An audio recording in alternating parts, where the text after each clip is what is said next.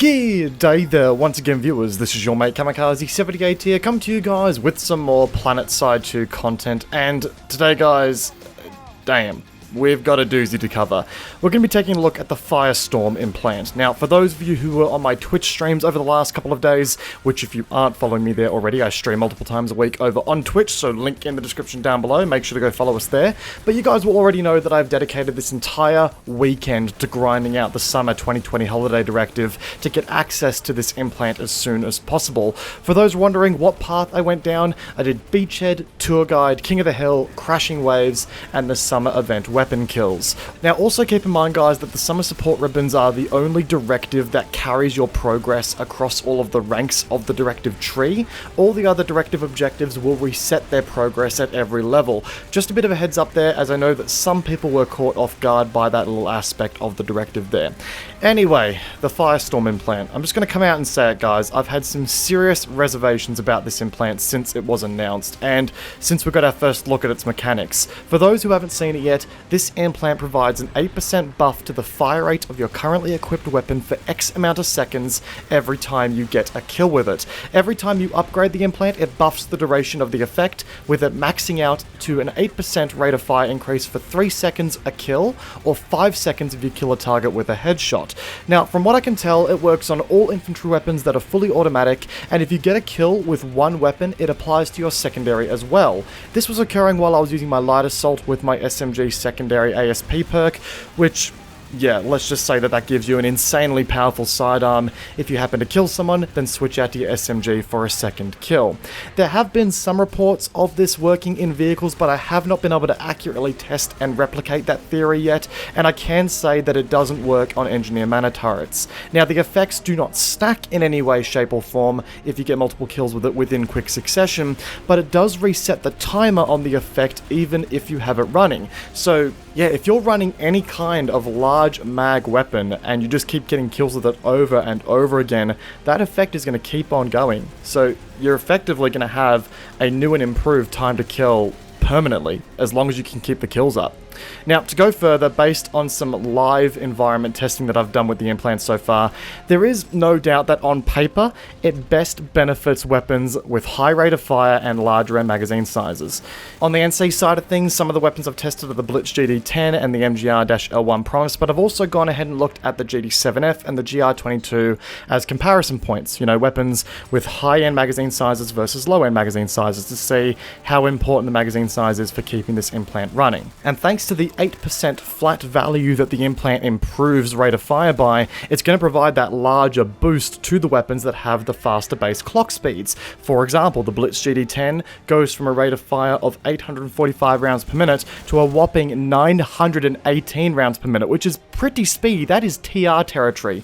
In fact, that beats the LC2 Lynx, which is the fastest firing TR carbine in the game right now.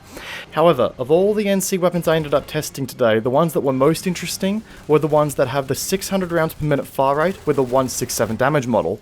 The reason for this is that the fire rate then goes up to 652 rounds per minute. Some of you who have a bit more weapon knowledge experience, if you will, may know that to be the damage model of the AF4 Cyclone. So now all of those NC weapons that have that 600 rounds per minute fire rate with that 167 damage model effectively turn into a larger magazine Cyclone that has a longer damage drop-off range.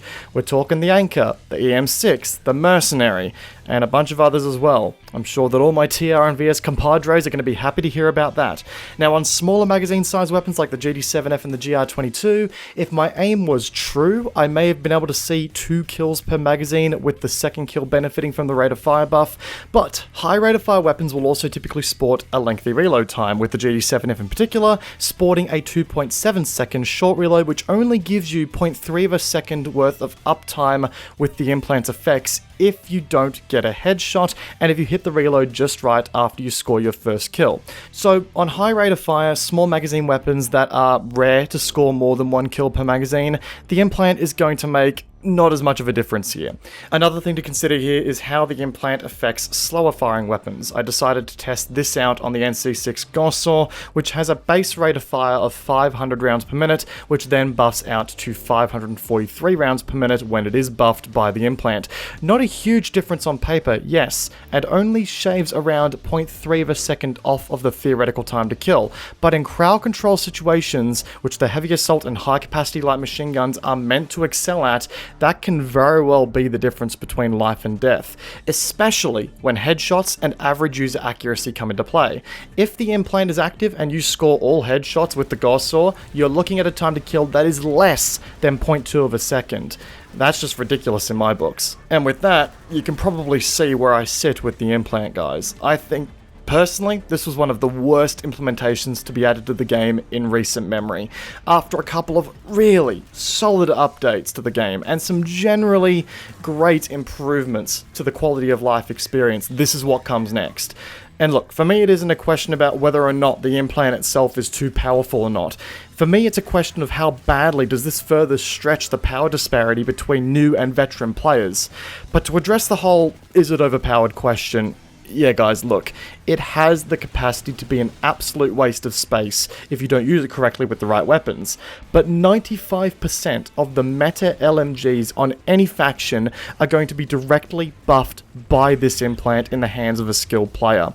The ability to flat out improve your time to kill against another player with there being nothing the enemy player can do to counter that is just ridiculous. Now, say what you like about infantry weapon balance in this game, but with a couple of exceptions out of the way, the game is not completely out of whack with most weapons in CQC sporting relatively similar time to kills. They just achieve that time to kill in different ways.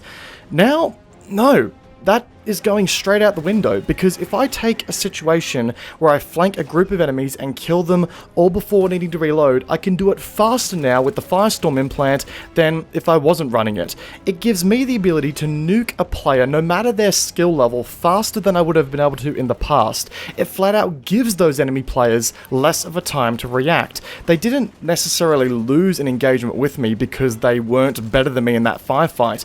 They lost because the player that I killed before them was worse. Because that enemy player before I got to them died, I got a buff that made our engagement tilted in my favour. I think that right there is the key issue with this implant. And with that, power disparity between new and veteran players comes into play. There is now going to be a small percentile of players who are going to have the time to grind out this implant before the event ends, and then they get that implant and they're going to have a straight time to kill advantage on 95% of the player base, assuming they murked another player before them. In an MMO, where there are hundreds of players at a fight at any given point in time, it is very rare that you're going to be lacking targets to shoot, so taking advantage of the implant on the right weapons is going to be flat out easy.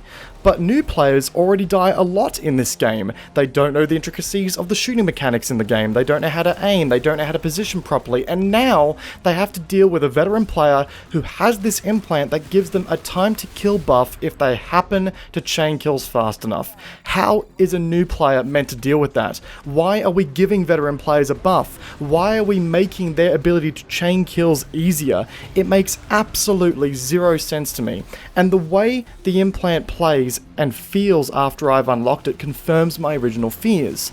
And to those who are arguing that everyone can complete the directive, so if everyone has it, no one's overpowered, do you guys really think a newer player is going to farm a directive that has some admittingly grindy objectives that require the use of a limited time event Super Soaker Pistol?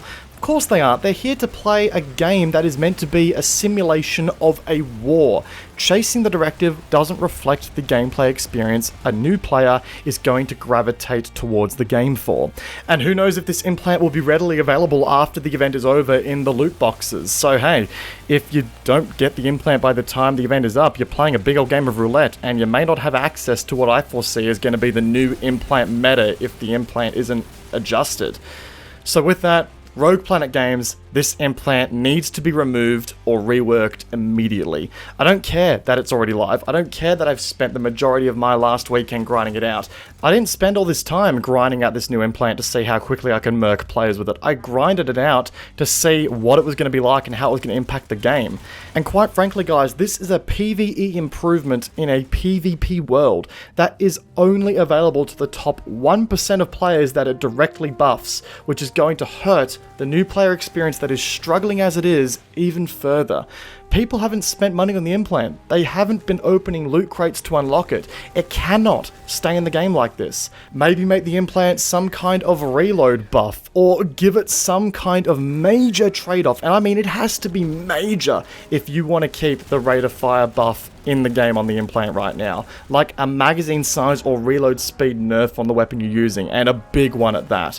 But right now, this is a straight upgrade, and in a game that is meant to be all about side grades, this is about as far from quote-unquote it as it gets, Chief. Hell, Rogue Planet Games, guys, if you want to start toying around with stats like this and start toying around with the idea of, you know, gaining rate of fire for getting kills, this would have been an absolutely awesome mechanic for the TR directive weapons, which are admittingly lacking a lot of flavor right now. You could have potentially used this as their saving grace, add some downsides to them to balance out the mechanic, but it would have made the TR directive weapons a lot more unique and given them a reason to exist in the game right now beyond just some slight stat tweaks. And if you do it on a weapon by weapon basis, you've then got more of an ability to further curate those stats and those buffs and those nerfs accordingly to make it a more balanced integration into the game. But a flat 8% increase across the board, guys, this just isn't okay. This is a perfect example of power creep, and this should have been tested a lot more on the test server before it being brought to the live server. I have the implant unlocked now, but now that I have finished filming this video, will not be using it out of a sense of morality that I have for not completely destroying the new players in an unfair way that they cannot counter. And guys, with all that said, those are all my thoughts on the implant in its current form. Now, I tried to make today's video as constructive as possible. I've done a lot of testing on a lot of different weapons, and I've provided all the evidence I can and all the reasoning I can behind my dislike for it. And I've even tried to provide a couple of suggestions as to how the developers could integrate this mechanic into the game and how they could do it in a much more curated manner. And I've also suggested a couple of ways as to how they could maybe make the implant a bit more balanced, or just change it as a whole. But at the end of the day, guys, this desperately needs to change, and it needs to change really, really quickly. Otherwise, we're about to enter a very dangerous meta for this game. RPG, if you want to have a chat with me, if you want to talk about what's going on here, you got my details. You know how to contact me. I would love to do so. I would love to help you guys fix this implant and make this a lot better in the long run for all players alike. But right now, this is not the way to go. If you guys enjoyed today's video, a backhand the like button would be greatly appreciated, and if you're new to the channel, consider backhanding the subscribe button for more PlanetSide 2 content. This was a video that very much pushed its way forward in the priority list, so there is more exciting stuff coming, guys, that hopefully will have a bit of a better mood around it. As always, guys, hope you enjoyed today's video. Peace out, and I will see you guys all in the next one. Take care, guys. Have a good one.